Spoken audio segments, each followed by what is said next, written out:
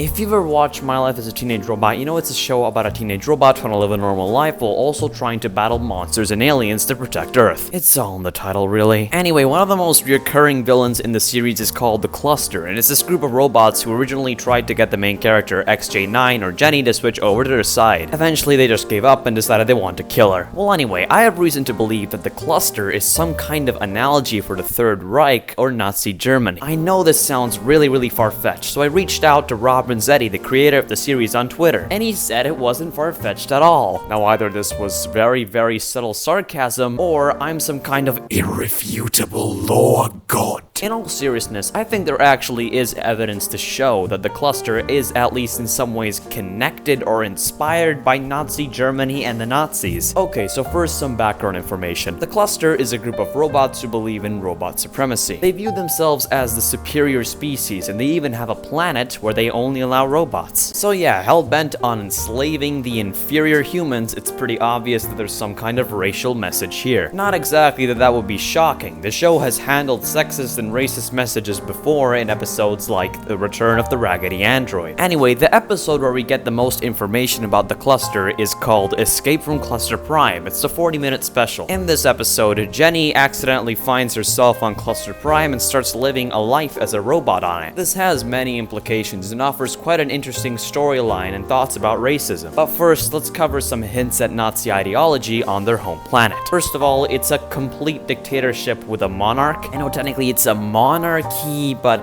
let's just call it a dictatorship. Anyway, Escape from Cluster Prime shows Cluster Prime as some kind of depraved, dictatorial state with a beautiful robot utopian veil that covers all of it. It actually looks really good, and the backgrounds are really well made. Well, anyway, the soldiers of Cluster Prime are shown repeatedly in the episode, and by the looks of their clothes and their behavior, they're clearly very similar to SS soldiers. Then there's the fact that they can pretty much do whatever they want. It's very clearly some kind of police state, just like Nazi Germany. Then moving on to more social aspects, there's the school. We don't really see much of this robot school on Cluster Prime. However, we do see one instructional video of propaganda against XJ9 or Jenny, the main character, depicting events that are falsified and generally skewing the truth to an extreme extent, very similar to Nazi propaganda. Not to mention the horrifying imagery made to convince the people watching it that this is correct. Traitor to the robot species and monstrous defender of the human world.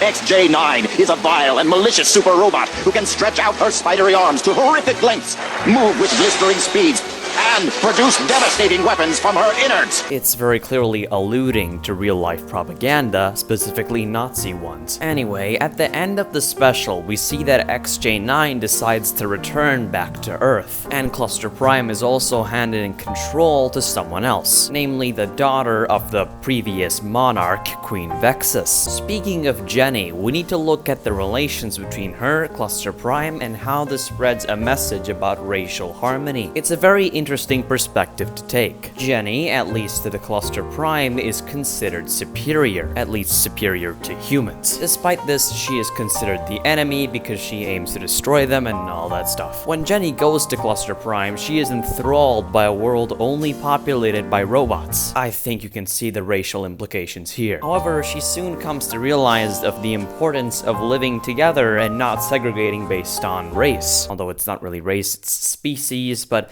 I'll get to that later. I think this is a great way to spread an anti-racist message to children. Apart from the fact that they literally make the main character technically racist, only for this to be turned on its head, there's also the fact that they convey all of this through robots and humans instead of real-life races. I know it might seem like it's harder to relate to robots and humans, but for children, that's not really the case. Children understand things better when they're more abstract. That's why young children's cartoons make no sense to adult brains. They're not really supposed to make super sense, they're supposed to entertain and be abstract to teach basic concepts like counting and colors and such. Abstracting the racial message into robots and humans conveys it much better than using real-life races, mostly because nobody is really left out. It's sad, but the reason loads of commercials have so many people of different races is simply so they can appeal to the widest market possible. It's also sad, but when you see someone who looks like you in a commercial, commercial,